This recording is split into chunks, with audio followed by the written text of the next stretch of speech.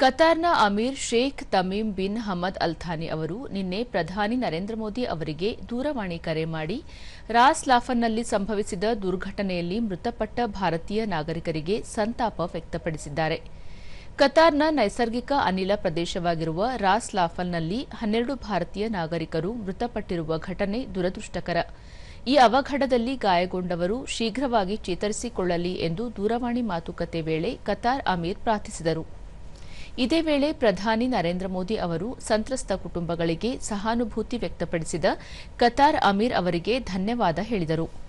ಅಲ್ಲದೆ ಗಾಯಾಳುಗಳಿಗೆ ಒದಗಿಸಲಾದ ತ್ವರಿತ ವೈದ್ಯಕೀಯ ಸೇವೆಯನ್ನು ಸಹ ಪ್ರಧಾನಿ ಶ್ಲಾಘಿಸಿದರು.